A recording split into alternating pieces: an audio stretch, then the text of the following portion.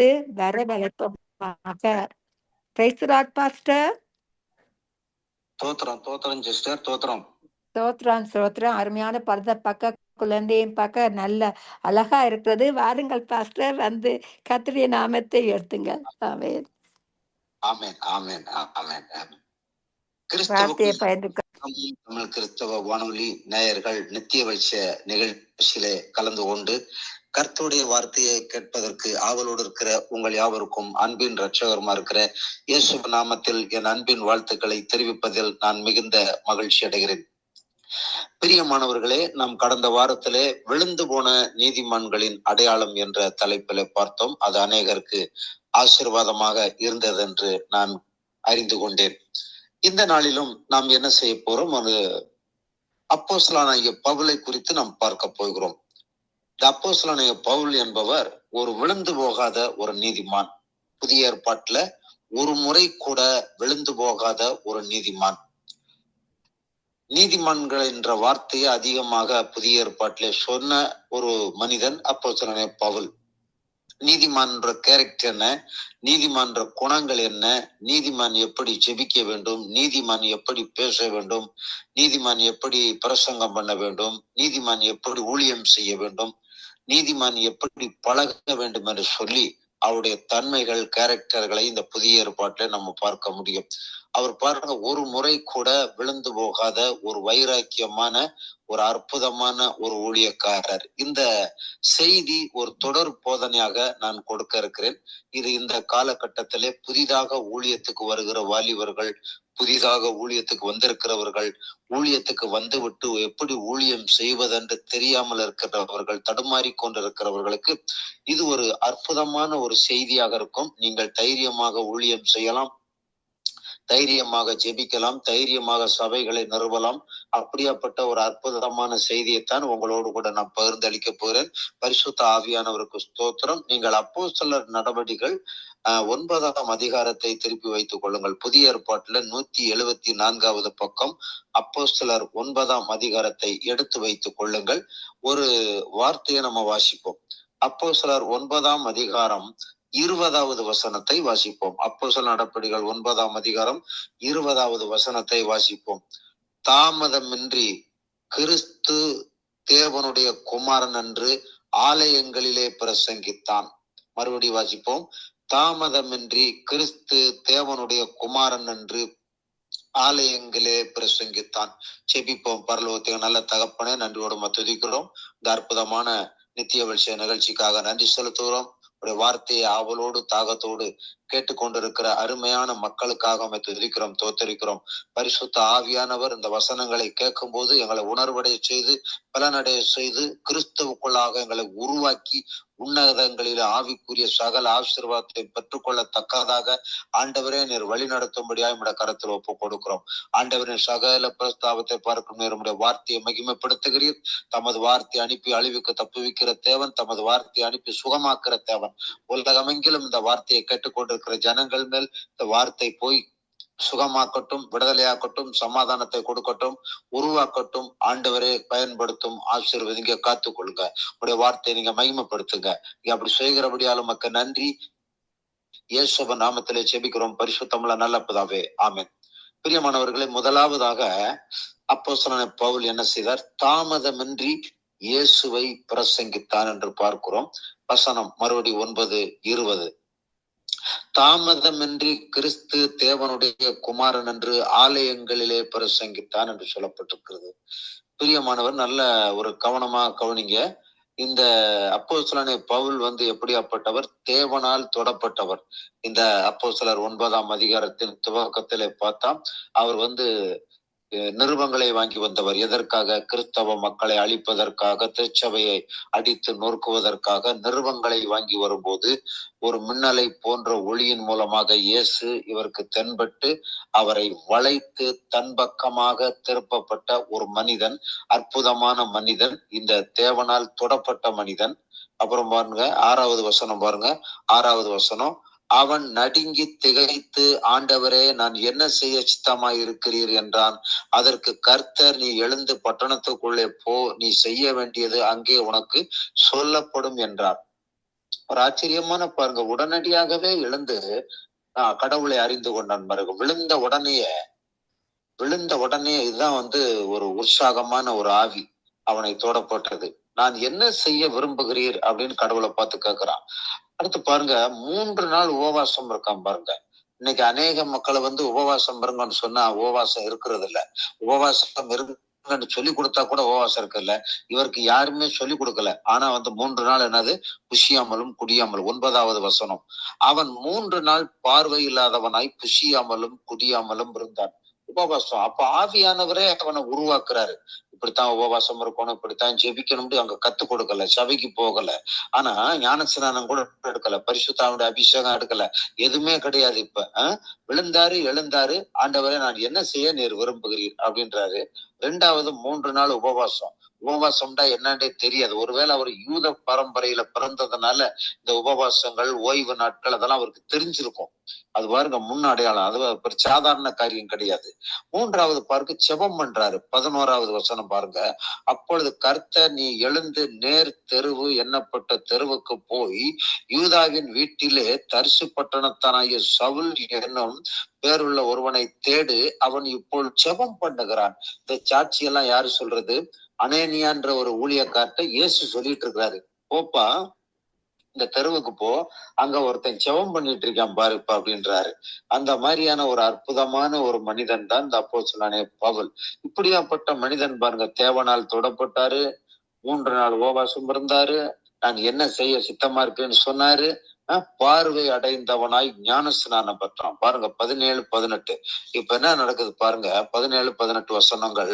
அப்பொழுது அனேனியா போய் வீட்டுக்குள் பிரவேசித்து அவன் மேல் கையை வைத்து, சகோதரனாகிய சவுலே, நீ வந்த வழியிலே உனக்கு தரிசனமான இயேசுவாகிய கர்த்தர் நீ பார்வையடையும்படிக்கு பரிசுத்த ஆவியினாலே நிரப்பப்படும்படிக்கும் என்னை அனுப்பினார் என்றான். உடனே அவன் கண்களிலிருந்து செதில்கள் போன்றவைகள் விழுந்தது. அவன் பார்வையடைந்து எழுந்திருந்து ஞானஸ்நானம் பெற்றான். பாருங்க, இன்னைக்கு ஜெபம் பண்ணுன்னு சொன்னா ஜெபிக்கிறது இல்ல, உபவாசம் பாருங்கண்டா ஜெபிக்கல, சபைக்கு வாங்கண்டா வர்றதில்ல ஜனங்க, சாக்கு போக்கு. ஞானஸ்நானம் எடுங்கண்டா அதுக்கு சாக்கு போக்கு சொல்றாங்க. இவருக்கு யாருமே டீச் பண்ணல பாருங்க. வார கணக்குல டீச் பண்ணல, வருஷ கணக்குல. இன்னைக்கு வருஷ கணக்குல சபைக்கு போற மக்கள் உணர்வடையல. ஒரு ஞானஸ்நானம் எடுக்கணும், கர்த்தருக்காக வாழணும், ஜெபம் பண்ணணும், உபவாசிக்கணும், ஆத்மா பாரத்தோட வாழணும் அப்படிங்கிற ஒரு வைராக்கியம் இன்னைக்கு இல்லாமல் அனலுமின்றி குளிருமின்றி வாழுகிற ஒரு கிறிஸ்தவர்களாக, தேவ ஜனங்களாக வாழுகிற ஒரு காலமாக போய்விட்டது. பிரியமானவர்களே, இதெல்லாம் நம்ம கேட்கும் போது, படிக்கும் போது நாம் உணர்வடையணும். அதுக்காகத்தான் இந்த நித்திய வெளிச்சி நிகழ்ச்சியில இன்னைக்கு ஆவியானவர் உங்களோடு பேசுகிறான்னு சொன்னா, தேவன் உங்கள் மேல் வைத்திருக்கிற ஒரு கரிசனை. இப்ப பாருங்க, தேவனால் தொடப்பட்டான், நான் என்ன செய்யணும் சித்தமானான், 3 நாள் உபவாசம் இருந்தாரு, செபம் பண்ணினாரு, பார்வை அடைந்து ஞானஸ்நானம் பெற்றாரு. ஞானஸ்நானம் பெற்ற உடனேதான் 9, 20வது வசனம், தாமதமின்றி கிறிஸ்து தேவனுடைய குமாரன் என்று ஆலயங்களிலே பிரசங்கித்தான். எவ்வளவு ஒரு ஆச்சரியமான ஒரு படைப்பு, ஒரு ஆச்சரியமான அழைப்பு பாருங்க, ஒரு ஆச்சரியமான அர்ப்பணிப்பு பாருங்க. ஒரு அர்ப்பணிப்பு, ஒரு கிரயம் செலுத்தப்பட்டது. அழைப்பை பற்றி யாருமே இவருக்கு சொல்லிக் கொடுக்கல, பயிற்சி கொடுக்கல. இப்படித்தான் பிரசங்கம் பண்ணணும், இயேசு தெய்வம்னு சொல்லு, போய் நற்செய்தி அறிவி, புறப்பட்டு போன்னு பயிற்சி கொடுக்கல. சபைக்கு போகல, சபையில போய் போனது கிடையாது. ஒரு பைபிள் காலேஜ் கிடையாது, பைபிள் காலேஜ் படிச்சது கிடையாது. இவனுக்கு ஊழியத்துக்கு போறதுக்கு ஒரு சைக்கிள் கிடையாது, ஒரு 2 வீலர் கிடையாது, சம்பளம் கிடையாது, யாரிடமும் சம்பளம் கேட்கவில்லை, பேரம் பேசல. அதனால எதுவுமே கிடையாதுங்க. இயேசுதான் தெய்வம்னு போய் பிரசங்கம் பண்றாரு, ஆலயங்களை போய் பிரசங்கம் பண்றாரு. ஒரு பயிற்சியே கிடையாது. சரிங்களா?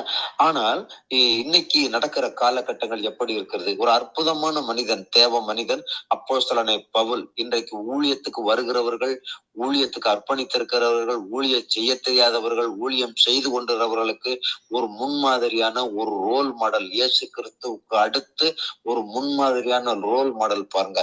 இவர் இயேசு கூட இல்லாத ஒரு மனிதன். இயேசு கூட இருந்தவங்களுக்கு கூட இப்படியாப்பட்ட ஒரு அர்ப்பணிப்பு, ஒரு கிரயம், ஒரு தகுதி, ஒரு தரம் கிடையாது. ஆனவர் இயேசு கூட இல்லாத ஒரு மனிதனுக்கு இப்பேற்பட்ட ஒரு விலைக்கரையம் எப்படி வந்தது?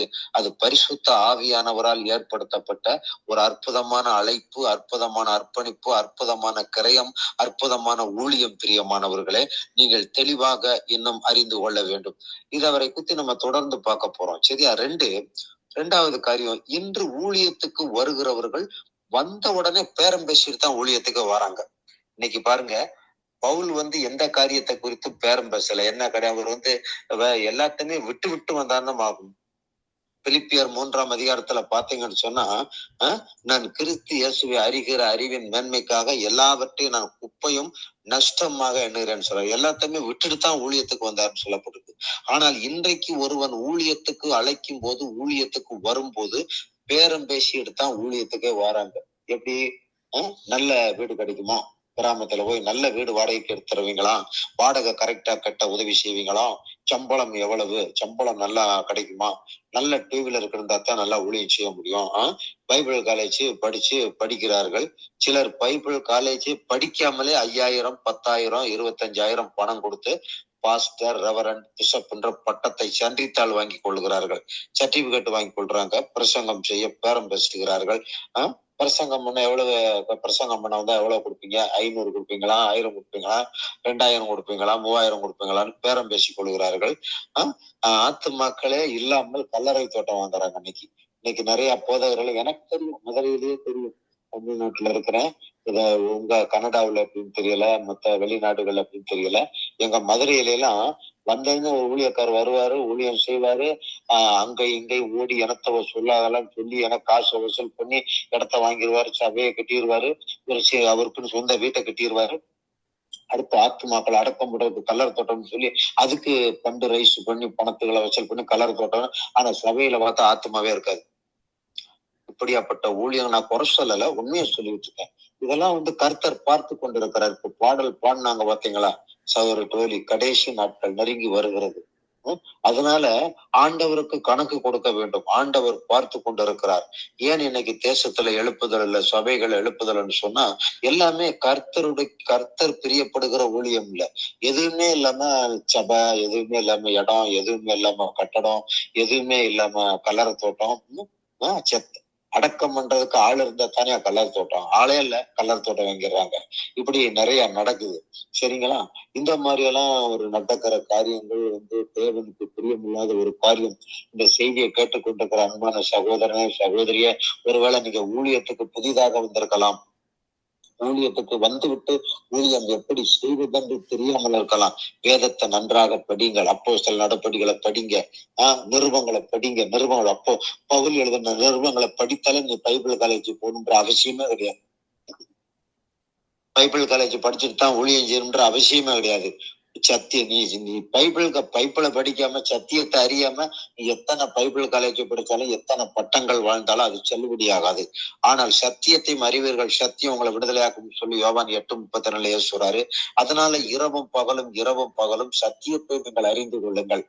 அப்போஸ்தலனான பவுல் எப்படி அழைக்கப்பட்டார், எப்படி அர்ப்பணித்தார், எப்படி கீழ்ப்படிந்தார், எப்படி பேசினார், எப்படி கற்று கொண்டார். அதுக்கப்புறம் அவர் பாருங்க, இப்படி போயிட்டு அரேபி வனாந்தரத்துல 14 வருஷங்கள் சஞ்சரித்தாராம். அரேபி வனாந்தரத்துல போய் அப்போஸ்தலர் இடத்துல போகாம, ஊழியக்காரத்துல போகாம, யார் வீட்லயும் போய் தங்காம, அரேபி வனாந்தரத்துல 14 ஆண்டுகள் தங்கி அவர் உபவாசம் இருந்து ஜெபம் பண்ணி ஊழியத்துக்கு ஆயத்தம் பண்ணி அதுக்கு பிறகு ஊழியத்துக்கு வராரு. வசனம் சொல்லுது, அப்போஸ்தலர் இடத்தில் போகாமல் அரேபி வனாந்தரத்திலே 14 ஆண்டுகள் இருந்தாருன்னு சொல்லி வசனம் சொல்லுது. ஆனா இன்னைக்கு வருகிற ஊழியக்காரங்க வீட்டுல போய் உட்கார்ந்துடுறாங்க, தங்கிடுறாங்க, அங்க போய் நல்லா சாப்பிடுறாங்க, கதை பேசுறாங்க. இப்படித்தான் இன்றைக்கு நடந்து கொண்டிருக்கிறது. ஆனால் அப்போஸ்தலனான பவுலுடைய காலத்துல அப்படி கிடையாது. மனிதர்களை விட்டு பிரிந்து போய், ஊழியர்களை விட்டு பிரிந்து போய், அப்போஸ்தலரை விட்டு பிரிந்து போய் தனித்து அரேபி வனாந்தரத்துல வேதத்தை கற்றுக்கொண்ட, ஊழியத்தை கற்றுக்கொண்டு ஆவியானவரோடு கூட அவர் சஞ்சரித்துக் கொண்டிருந்தார். ஆவியானவரோடு பழகி கொண்டிருந்தார். ஆவியானவர் அவளை மெருகேற்றி கொண்டிருந்தார். அப்படியாப்பட்ட ஒரு அனுபவம். பிரியமானவர்கள், நீங்கள் வேதத்தை தெளிவாக அறிந்து கொண்டால் நீங்கள் யாரிடத்திலும் போய் ஆலோசனை கேட்க வேண்டிய அவசியம் கிடையாது. பைபிள் காலேஜ் படிக்கின்ற அவசியம், பைபிள் காலேஜ் படிச்சுக்கோங்க. ஒரு சர்டிபிகேட் வேணும், ஒரு பாஸ்டர்ங்கிறது ஒரு அடையாளம் வேணும், அதுக்கு நீங்க பண்ணிக்கலாம். ஆனா அது அது நம்மளை தரம் உயர்த்தாது. சத்தியம் தான் நம்மளை உயர்த்தி காண்பிக்குமே தவிர PDH படிச்சிருக்கிற சர்டிபிகேட் நம்மளை உயர்த்த போறது கிடையாது. சத்தியத்தை அறிந்தால் உயர்த்தப்படுவோம், சத்தியத்தை அறிந்தால் பாதுகாக்கப்படுவோம், சத்தியத்தை அறிந்தால் வழிநடத்தப்படுவோம், சத்தியத்தை அறிந்தால் பயன்படுத்தப்படுவோம், சத்தியத்தை அறிந்தால் ஆசீர்வதிக்கப்படுவோம், சத்தியத்தை அறிந்தால் மீட்கப்படுவோம். அதுதான் யோவான் 8:32. சத்தியத்தையும் அறிவீர்கள், சத்தியம் உங்களை விடுதலையாக்கும் சொல்லப்பட்டிருக்கு. எனக்கு அன்புக்குரியவர்களே, இப்படியாக அந்த அப்போஸ்தலனாகிய பவுல் அழைக்கப்பட்டு தாமதமின்றி இயேசுவை பிரசங்கித்தார். இரண்டாவது, பேரம் பேசாமல் அவர் ஊழியம் செய்தார். நம்ம இன்னைக்கு இருக்கிற நாம பேரம் பேசக்கூடாது. ஆண்டவரை நம்பி கர்த்தரை நம்புகிறவனோ செழிப்பான்னு சொல்லப்பட்டிருக்கு. நம்ம தெரிந்தவங்ககிட்ட இப்ப மகேந்திரையா இருக்கிறாரு, லெஸ்லியா இருக்கிறாங்க, ஐயா நான் அந்த மாதிரி ஊழியம் செய்யறேன், இந்த மாதிரி நான் ஒரு தனியா இருக்கிறேன், இப்படி ஒரு சூழ்நிலைகள் இருக்கு, எனக்காக செபித்துக் கொள்ளுங்கள் அப்படின்னு சொல்றது தப்பு கிடையாது. அது முடிந்தா உதவி செய்யலாம், முடியாவிட்டால் கட்டாயம் கிடையாது.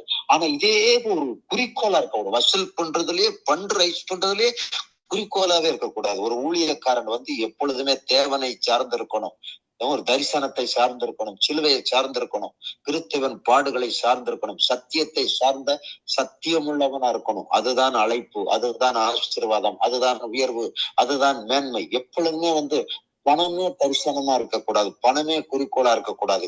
இயேசுவை பின்பற்றும் போது எல்லாமே அவருக்கு கிடைக்கும், எல்லாமே நமக்கு கிடைக்கும், இடம் கிடைக்கும். சங்கீதம் 2:8 என்னை கேளுமக்குள் சாதிகளை சுதந்திரமாக பூமி நிலை சொந்தமாக தர அப்படின்ற அந்த கல்லின் மேல சபையை கட்டுவேன், பாதாளத்தின் வாசல் அது மாதிரி சபையை அவர் கட்டுவார், அதற்கான ஆட்களை எழுப்புவார்.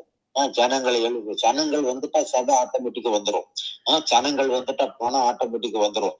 தேவைகள் சந்திக்கப்படும். உண்மையாய் ஊழியம் செய்யும் போது நல்ல உறைவிடங்கள் கிடைக்கும், நல்ல நண்பர்கள் கிடைப்பார்கள், நல்ல சாப்பாடு கிடைக்கும், நல்ல பாதுகாப்பு இருக்கும். இந்த அப்போஸ்தலனாகிய பவுல் இப்படி ஸ்டெப் ஸ்டெப்பா வர்றாரு.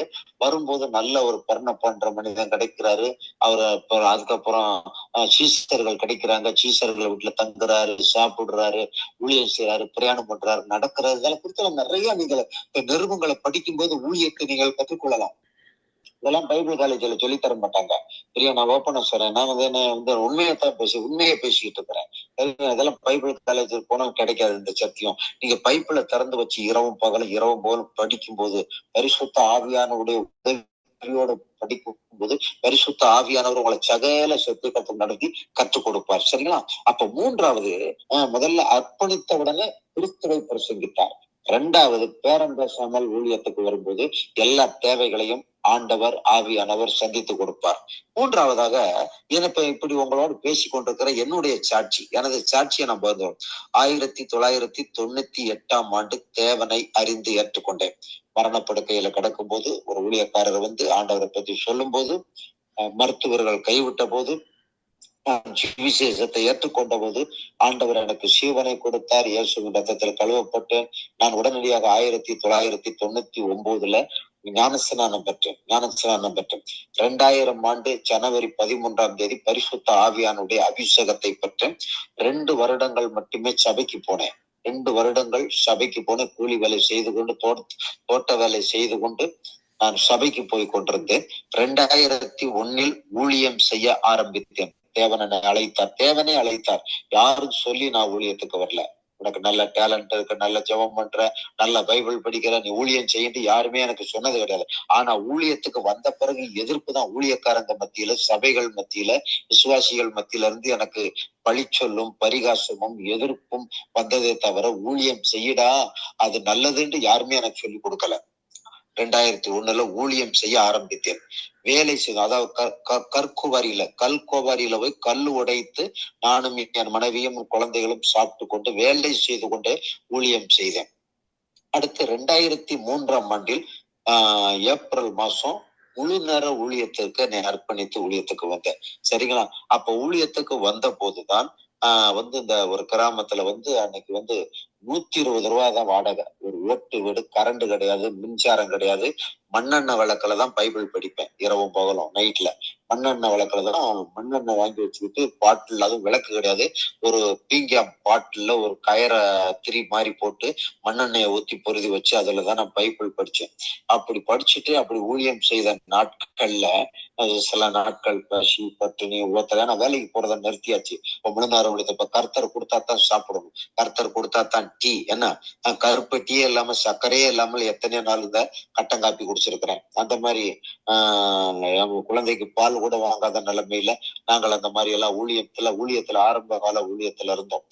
அப்படி இருக்கும்போது என்னுடைய இந்து மதத்தில இருந்து, இந்த புறஜாதியில இருந்து, பூசாரி குடும்பத்தில இருந்து நான் மனம் திரும்பி ஆண்டவரை ஏற்றுக்கொண்டதெல்லாம் அப்படியே கொஞ்சம் கொஞ்சம் வெளியில என்னுடைய பேர் கொஞ்சம் அடிபட ஆரம்பிச்சு, சில சின்ன சின்ன சபைகள் நம்மள மாதிரியே இருக்கிற ஏழை ஊழியர்கள், வருமானம் இல்லாத ஊழியக்காரர்கள் 1, 2 ஆத்துமாக்களை வச்சுக்கிட்டு ஊழியம் செய்ற, சரி இவர் சாட்சி சொன்னா புதிய ஆத்துமாக்கள் வருவாங்க, ரட்சிக்கப்படுவான்னு சொல்லி சின்ன சின்ன சபைகள்ல எனக்கு அழைப்பு வந்தது. அந்த காலகட்டத்துல பாருங்க 2003, 2004 எல்லாம் 45 கிலோமீட்டர் பயணம் பண்ணுவேன். பஸ்ல போறதுக்கு கிட்டத்தட்ட அந்த காலகட்டத்தில் 60 ரூபா செலவாகும். போக 60 ரூபா ஆகும், வர 60 ரூபா ஆகும். அப்போ பாருங்க 60 ரூபா செலவு பண்ணி 45 கிலோமீட்டர் ஒரு சபையில போய் அங்க போய் பார்த்தா ஒரு 4 பேர் 5 பேர் வெள்ளிக்கிழமை உபவாச ஜெபத்துல ஒரு 5 பேர் 6 பேர் இந்த கல்லடு கட்டை எல்லாம் வந்து உட்கார்ந்துருப்பாங்க உபவாச ஜெபத்துல. அவங்க காணிக்க எவ்வளவு போடுவாங்க? 1 ரூபா, 2 ரூபா, 3 ரூபா இப்படி போடுவாங்க. 1 மணி நேரம் பிரசங்கம் பண்ணுவேன். ஏதோ ஒரு எளிமையான ஒரு ஆம்லெட் போட்டு ஒரு நல்ல ஒரு சாம்பார் சாதம் வச்சு ஒரு சோறு கொடுப்பாங்க. சாப்பிட்டு ஒரு கவர்ல காணிக்க போட்டு கொடுப்பாங்க. நான் பசி ஏறி உக்காந்துட்டு அந்த காணிக்கையை பிரிச்சு பார்த்தா 30 ரூபா காணிக்க இருக்கும். ஒரு 10 ரூபா நோட்டு இருக்கும், 20 ரூபா சில்லறையாக 30 ரூபா காணிக்க இருக்கும். நான் 60 ரூபா செலவு பண்ணி போயிருக்கிறேன். 45 கிலோமீட்டர் டிராவல் பண்ணி போயிருக்கிறேன். நான் 30 ரூபா திரும்ப வரும்போது இருந்த காசையும் போட்டு பசிக்கு சரியா போகும். வெற ஆளாத்தான் வீட்டுக்கு வருவேன். ஆனா என் மனைவி இன்னைக்கு பிரசங்கம் பண்ண போயிருக்கிறாரு, நல்ல பணம் கொண்டு வருவார்னு எதிர்பார்த்துக்கிட்டு இருப்பாங்க. வந்து பார்த்து அந்த காரியத்தை பகிர்ந்து கொள்ளுவேன். பகிர்ந்து கொள்ளும் போது கர்த்தர் எனக்கு கொடுத்த அவர் படிப்பறிவு இல்லாத மனைவி, நல்ல மனைவியா இருந்தாலும் அவளும் ரூத்து அபிஷேகிக்கப்பட்டவள், அர்ப்பணிக்கப்பட்டவள் தானே, அந்த காரியங்களை புரிந்து கொண்டாள். இது என்ன பொழப்பு அப்படின்னு முறுமுறுக்காம, அப்படியா? அப்ப நான் சொல்வேன், ஏமா நம்ம கூட பரவாயில்லம்மா, அவங்க பாவம் ரொம்ப ஏழம்மா, ஒரு 4-5 பேர் வர்றாங்க, ஏதோ அந்த காணிக்கையை கொடுத்து இந்த 30 ரூபாய் இருந்தா அவங்க குழம்பு வச்சு சாப்பிட்டு இருப்பாங்க, இந்த 30 ரூபாயை எனக்கு கொடுத்து விட்டாங்கம்மா, அவ்வளவுதான் காணிக்கை வந்ததுன்னு சொல்லி சில நாட்களுக்கு பிறகு கர்த்தர் என்னையும் என் மனைவி ஆசீர்வதித்த பிறகு அதே சபைக்கு பாய்கள், பாட்டு புஸ்தகங்கள், பைபிள் வாங்கி கொண்டு போய் கொடுத்திருக்கிறோம். அந்த ஊழியக்காரங்களுக்கும் ஊழியக்கார மனைவிக்கு ட்ரெஸ் எடுத்து கொடுத்திருக்கிறோம் நாங்க. இன்னைக்கு அதனாலதான் நாங்கள் ஆசீர்வதிக்கமா இருக்கிறேன். இன்னைக்கு நான் ஆசீர்வாதத்தை பத்தி பேசுறேன், வளர்ச்சியை பத்தி பேசுறேன்னு சொன்னா கிரியையில இருந்தேன். பிரியமானவர்களே, இந்த செய்தியை நீங்க கேட்டுக்கொண்ட ஊழியம்னா என்னன்ற நீங்கள் புரிந்து கொள்ளணும்.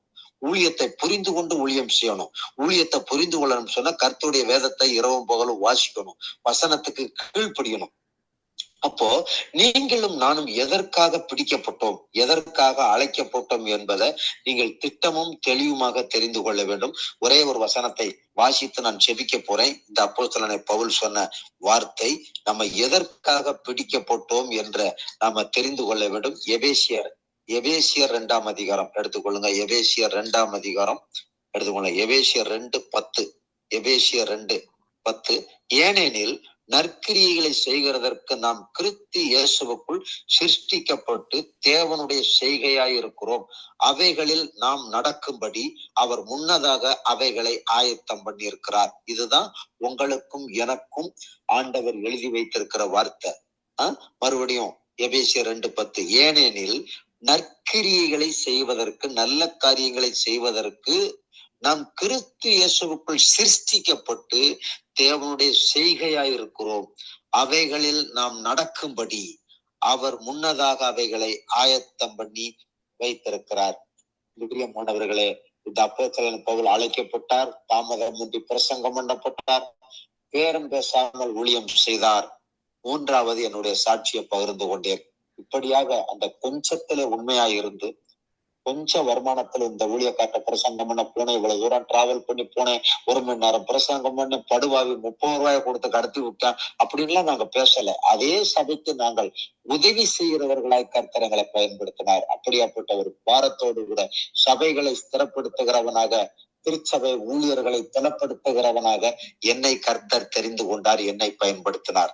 எனக்கு நான் படிப்பறிவு கிடையாது, சொல்லியிருக்க 4ஆம் கிளாஸ் ஃபெயிலு, பைபிள் காலேஜ் கிடையாது, பட்டம் கிடையாது, பதவி கிடையாது, எதுவும் கிடையாது. ஆனால் கிறிஸ்து வானத்தை பூமியை உண்டாக்கின ஆண்டவர், எனக்காக சிலுவையில் அடிக்கப்பட்ட ஆண்டவர், உயிர் தழுந்த ஆண்டவர், பிதாவினிடத்துல இப்பொழுது எனக்காக பரிந்து வசிக்கிற இயேசு எனக்காக இருந்தபடியால் இவைகளெல்லாம் செய்ய, இவைகளெல்லாம் கற்றுக்கொள்ள ஆவியானவர் உதவி செய்தார். இந்த நித்திய வெளிச்ச நிகழ்ச்சி மூலம் இந்த செய்தியை கேட்டுக்கொடுக்கிற அன்பான சகோதரனே, சகோதரிய, அன்பு வாலிப பிள்ளைகளை, அருமையான ஐயா அம்மா, நீங்கள் யாவரும் இவ்விதமாக ஊழியங்களை செய்யும் போது உங்களையும் உங்கள் குடும்பத்தையும் உங்கள் ஊழியங்களையும் கர்த்தர் அபரிவிதமாக ஆசீர்வதிப்பார்.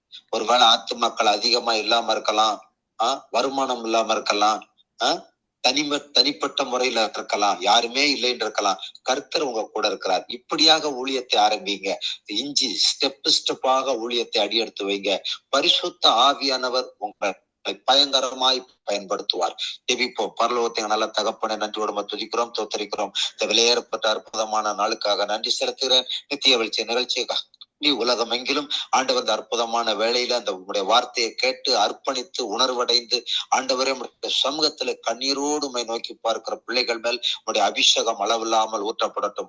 ஊழிய அபிஷேகம் அளவில்லாமல் ஊற்றப்படட்டும். பரிசுத்தாவுடைய வல்லமை அளவில்லாமல் ஊற்றப்படட்டும். ஆண்டவரே கர்த்தாவை எல்லா சோர்வுகள், பலவீனங்கள், தடுமாற்றங்கள் எல்லாம் இயேசுவின் நாமத்திலே விலகி மறையட்டும். தரித்திர பிசாசுகள், கடன்கார ஆவிகள், நோய்கள், பேய்களை இயேசுவின் நாமத்திலே சபித்து நிர்மூலமாக்குறேன். கர்த்தாவை இந்த வார்த்தையை கேட்டு பலனடைந்து ஒப்பு கொடுத்திருக்கிற ஜனங்களை இயேசுவின் நாமத்தில் ஆசீர்வதித்து ஜெபிக்கிறேன். ஆண்டவரே கர்த்தாவே நித்திய வெளிச்ச நிகழ்ச்சி ஆசீர்வதிங்க. இந்த வானொலி நிகழ்ச்சி நீங்க ஆசீர்வதி அருமையான மகேந்திரையா குடும்பம், அவரோடு கூட இருக்கிற சகோதரிகள், ஆண்டவரை கர்த்தாவே லெசிலியா குடும்பத்தை இந்த கரத்தில் ஒப்பு கொடுக்கிறோம்.